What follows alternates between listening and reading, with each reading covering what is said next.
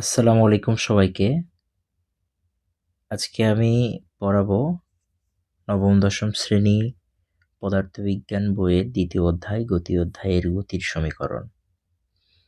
তো আমরা যখন গতির সমীকরণটা পড়বো, আমরা একেবারে বেসিক থেকে একটু বলি যে গতির সমীকরণের জন্য আমাদের 5টা অ্যালফাবেট নিয়ে চিন্তা করতে হবে।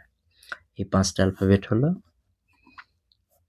এস, ইউ, ভি, এ আর টি, এবং এই প্রত্যেকটাই আমরা ছোট হাতে লিখতেছি। তো এই 5টা অ্যালফাবেটের কার কি নাম সেটাও আমাদের একটু জানতে হবে। আমাদের এখানে এস যেটা আছে, এই এস হলো সরণ, এস সরণ, ইউ আদিবেগ, ইউ আদিবেগ, ভি শেষ বেগ, এ হলো ত্বরণ, এ ত্বরণ, এবং টি হলো সময়। অর্থাৎ আমরা যে 5টা অ্যালফাবেট দেখলাম এস, ইউ, ভি, টি, এখানে এস হলো সরণ, ইউ আদিবেগ, ভি শেষ বেগ, এ হলো ত্বরণ এবং টি হলো সময়।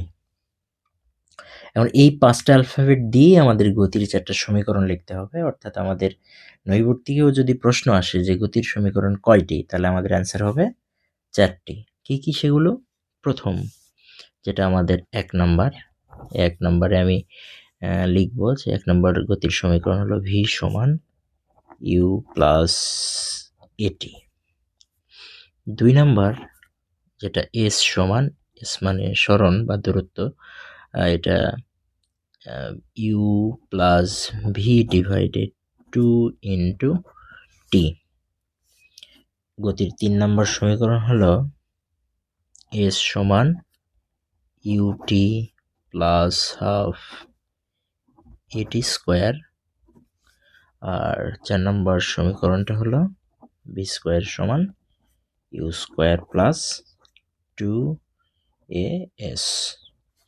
এখন আমরা এই যে 4টা সমীকরণ লিখছি, এই 4টা সমীকরণ আমরা অ্যাপ্লাই করব কিভাবে, বা কোন সূত্র কখন ইউজ করব, বিশেষ করে ছাত্ররা বা ছাত্রীরা এটাই খুব একটু কনফিউশনের মধ্যে পড়ে যায় যে আসলে কখন কোন সূত্র অ্যাপ্লাই করবে। দেখো, প্রথম সূত্র যেটা দেওয়া আছে দেখো, সেটা হচ্ছে ভি সমান ইউ প্লাস এটি। অর্থাৎ ভি কি শেষ বেগ, তাই না? তাহলে কোনো একটা বস্তুর ক্ষেত্রে যদি সেটা আদিবেগ দেওয়া থাকে এবং তার সাথে ত্বরণ দেওয়া থাকে এবং সময় দেওয়া থাকে, তাহলে আমরা এই সূত্র অ্যাপ্লাই করে এটা শেষ বেগটা বের করতে পারি। অর্থাৎ প্রথম সূত্র যেটা, সেটা শেষ বেগের সূত্র। 2 নম্বর সূত্রে আমরা দেখতে পাচ্ছি এখানে লিখছি এস সমান U plus V divided 2 into T. অর্থাৎ এই যে ইউ প্লাস ভি, অর্থাৎ আমরা জানি যে কোনো একটা বস্তু যখন চলা শুরু করে তখন তো সেটা সব সময় একই রকম বেগ, মানে একই বেগে চলে না। অর্থাৎ কখনো একটু জোরে চলে, কখনো একটু ধীরে চলে। অর্থাৎ আমরা জানি যে বেগ বৃদ্ধির হার হলো ত্বরণ। তাহলে সেই ক্ষেত্রে আমরা বুঝতে পারতেছি যে ত্বরণও সবসময় একই রকম হবে না। যদি অসম ত্বরণের ক্ষেত্রে হয়, তো সেই ক্ষেত্রে আমরা দেখব যে এর যে আদিবেগ এবং যে শেষ বেগ, একে যদি আমি গাণিতিক গড় করি, অর্থাৎ 2 দিয়ে ভাগ করে দেই, তাহলে আমি একটা গড় বেগ পাই। এবং এই গড় বেগের সাথে যদি আমি সময়কে গুণ করি, তাহলে সেই ক্ষেত্রে আমি এস নির্ণয় করতে পারি। আর 3 নাম্বার যেটা সূত্র, এটাও এস নির্ণয়ের সূত্র, এবং এই ক্ষেত্রে UT plus half AT square, যেই ক্ষেত্রে আদিবেগ যদি দেওয়া থাকে বা না দেওয়া থাকে। অনেক ক্ষেত্রে বলে যে স্থির অবস্থান থেকে যাত্রা শুরু করলো। তো যখন আমাদের এরকম কোশ্চেনে থাকবে যে স্থির অবস্থান থেকে যাত্রা শুরু করলো কিনা, যদি স্থির অবস্থান থেকে যাত্রা শুরু করে, তাহলে কিন্তু আমরা মনে রাখবো যে এখানে আদিবেগ কিন্তু শূন্য হবে।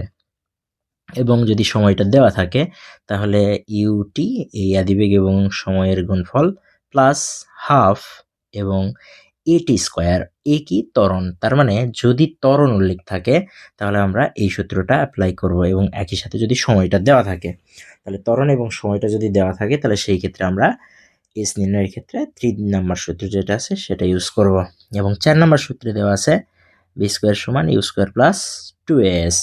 দেখো তোমরা যদি দেখো ভালো করে তাহলে দেখতে পাবে যে এইখানটাই যে আমরা কিন্তু কোনো সমীকরণ যেমন 1, 2 এবং 3 এখানে টি কিন্তু পাইছি, কিন্তু 4 নম্বর সমীকরণে এসে আমরা কোনো টি পাই নাই। তাহলে টি নাই অর্থাৎ সময় নাই, অর্থাৎ অনেক উদ্দীপকে সময় দেওয়া থাকে না। যখন সময় আমাদের উদ্দীপকে দেওয়া থাকবে না তখন কিন্তু আমরা এই সূত্র অ্যাপ্লাই করে অঙ্কটা শেষ করতে পারি। সেই ক্ষেত্রে আমরা এখানে ভি আছে অর্থাৎ শেষ বেগ নির্ণয় করতে পারি, ইউ আছে আদিবেগ নির্ণয় করতে পারি, এ আছে ত্বরণ নির্ণয় করতে পারি, এস আছে সরণ নির্ণয় করতে পারি। অর্থাৎ আমরা এখান থেকে অনেক কিছুই নির্ণয় করতে পারি। অর্থাৎ মূল কথা হলো যদি আমাদের এস ইউ ভি এটি অর্থাৎ সুভাটের যদি 5টা আলফাবেটের 3টা মান দেওয়া থাকে, অর্থাৎ যে কোনো 3টা মান দেওয়া থাকে তাহলে যে কোনো কিছুই বের করা সম্ভব। তো আমি কথা বললাম আজকে গতির সমীকরণ নিয়ে এবং আমরা আস্তে আস্তে ধাপে ধাপে দেখাবো যে এই গতির সমীকরণের কোন সূত্র কখন কিভাবে অ্যাপ্লাই করতে হয়। অর্থাৎ আমরা ম্যাথগুলো করব এবং ম্যাথগুলোর আমরা সমাধান যেই ভিডিওগুলো আসবে আমরা সামনে সেগুলো আপলোড করব এবং আমি তোমাদের যদি কারো কোনো বিষয়ে অর্থাৎ কোনো টপিকে কোনো কথায় যদি সমস্যা মনে হয় কিংবা কোনো কিছু বোঝার থাকে তোমরা কমেন্টে সেটা জানাতে পারো। দেখা হবে পরের ক্লাসে। সবাই ভালো থাকো।